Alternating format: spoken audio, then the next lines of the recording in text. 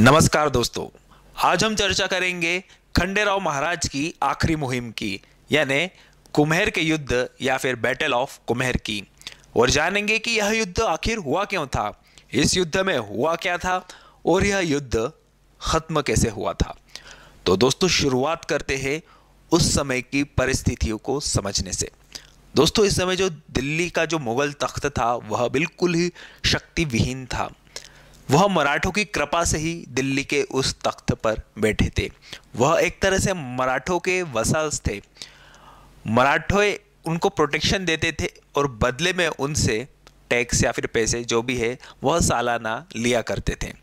अब दोस्तों, इस समय जो मुगल बादशाह का एक वजीर था सफदरजंग, वह मुगल बादशाह के खिलाफ विद्रोह कर देता है और इस विद्रोह में उसका साथ देते हैं महाराजा सूरजमल जाट। इस कारण जो मुगल बादशाह रहता है वह सूरजमल जाट से नाराज हो जाता है। अब दोस्तों, मराठे जो रहते हैं उस समय, उनका इतना बड़ा विशाल साम्राज्य रहता है जो कि अटक से कटक तक एक समय कहा जाता था, इतना बड़ा था। उसको चलाने के लिए उन्हें काफ़ी सारे धन की आवश्यकता हुआ करती थी, जिसको वह उनके प्रभाव में आने वाले राज्यों से चौथ या फिर सरदेशमुखी के रूप में वसूला करते थे। अब मराठे इसी तरह से टैक्स की वसूली करते हुए उत्तर भारत में आते हैं, राजपूताना में आते हैं। वहाँ से उदयपुर के महाराजा से टैक्स लेते हैं और राजा भरतपुर के क्षेत्र में आ जाते हैं।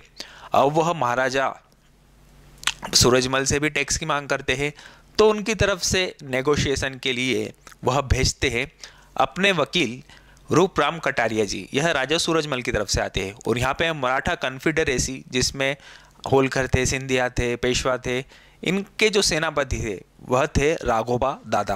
अब दोनों के बीच में चर्चा होती है कि आप राघोबा दादा पैसों की मांग रखते हैं, क्योंकि अभी जो महाराजा सूरजमल जाट थे वह दिल्ली से काफ़ी सारा धन लेकर भरतपुर में आए थे, तो उनसे उसी हिसाब से धन मांगा जाता है।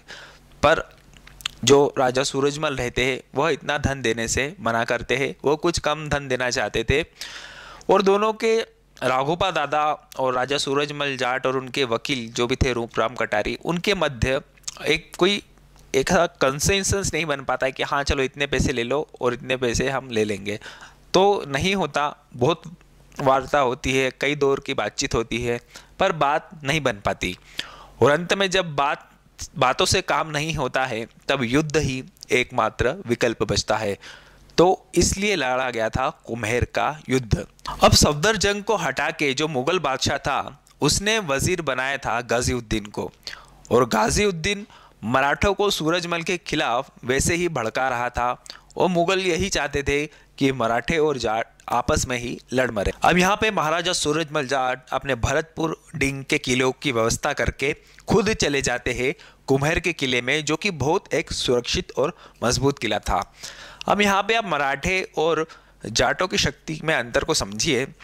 सूरजमल जाट जी के पास इस समय 10-12 हज़ार सैनिक हुआ करते थे और मराठों के पास थी 80,000 से लेकर 1 लाख तक की शक्तिशाली सेना।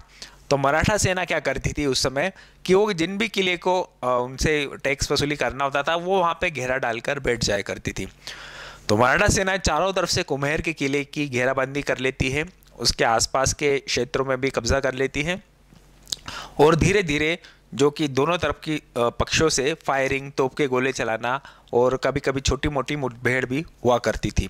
तो इस तरह की घेराबंदी कई दिनों तक चलती है। और एक दिन 17 मार्च 1754 में जब मल्हारराव होलकर के पुत्र खंडेराव होलकर अपने मोर्चे का निरीक्षण कर रहे थे, तभी वह उस जगह पे पहुंच जाते हैं जहां पर महाराजा सूरजमल जाट की तोप निशाना साधे बैठी थी। और जैसे ही वह उस पॉइंट पे आते हैं तोप का गोला छोड़ा जाता है और वो तोप का गोला उनके पास आकर फटता है, जिससे उनकी मृत्यु हो जाती है। अब दोस्तों, मल्हारराव होलकर जो कि उत्तर भारत में मराठों की जो दो मजबूत बाजुएं समझी जाती थी, शिंदे, सिंधिया और होलकर, ये दो बहुत मजबूत बाजू थी। अब इनमें से जो शक्तिशाली सरदार मल्हारराव होलकर के इकलौते पुत्र जो कि उनके वारिस थे, उनकी मृत्यु हो गई है, तो बात बहुत बढ़ गई है। वैसे तो मराठा और जाट एक दूसरे के जाने दुश्मन नहीं थे, इनके बीच में कोई ऐसी दुश्मनी के कारण भी नहीं थे।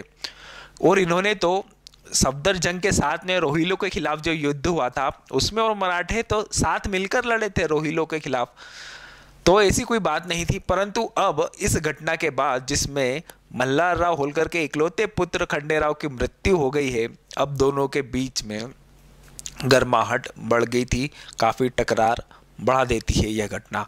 पहले जो मराठे धीरे धीरे हमला कर रहे थे, अब वह हमले की जो इंटेंसिटी है उसको बढ़ा देते हैं, बहुत भयंकर युद्ध होने लग जाता है। अब राजा सूरजमल जाट इस बात पे नज़र रखे हुए थे और वह देखते कि अब बात अपने हाथों से निकल रही है। और वहीं इतिहासकारों द्वारा कहा जाता है कि मल्हारराव होलकर इतने प्रतिशोध की भावना में जल रहे थे कि उन्होंने राजा सूरजमल जाट के सर काटने तक की बात कही थी। तो परिस्थितियों को हाथ से जाता देख महाराजा सूरजमल जाट मराठाओं का जो एक और पक्ष था, यानी कि शिंदे खेमा जो था, उसके पास में एक पगड़ी और एक पत्र लेकर एक सैनिक को भेजते हैं, शांतिदूत राजदूत को भेजते हैं। दोस्तों, यह पगड़ी भेजना इस तरह से समझिए कि जब कोई एक राजा दूसरे राजा को पगड़ी भेज रहा है, यानी कि वह उससे मित्रता करना चाहता है और इसको पगड़ी भाई बनाना कहते हैं। तो जो जयाजी शिंदे थे उनके पास में यह पगड़ी लेकर जाते हैं वह, और वह इस जो राजा सूरजमल की तरफ से प्रस्ताव आता है इसे स्वीकार कर लेते हैं। और जो मराठा कन्फेडरेसी के जो सेनापति थे राघोपा दादा, वह भी चाहते थे कि यार ये जो युद्ध हो रहा है यह आपसी रंजिश में ना बदले, हमें यहाँ से कर टैक्स जो भी वसूल करना है वही हमारा उद्देश्य है और उसको हम किसी तरह से ले और इस युद्ध को यहीं पर रोके। तो मल्हारराव होलकर जो कि गुस्से में भरे हुए थे, प्रतिशोध की ज्वाला में जल रहे थे, उन्हें शिंदे और राघोबा दादा दोनों समझाते हैं कि हमारा बड़ा हित क्या है, बिग पिक्चर क्या है और किस तरह से मामला शांत होता है। राजा सूरजमल जाट की तरफ से भी कुछ पैसे देने की बात की जाती है और कुछ मामला इसी तरह से पैसों के लेन देन से यह शांत हो जाता है। और बाद में महाराजा सूरजमल जाट खंडेराव के सम्मान में एक छतरी का भी निर्माण करवाते हैं, जहां पर उनकी चिता जलाई गई थी।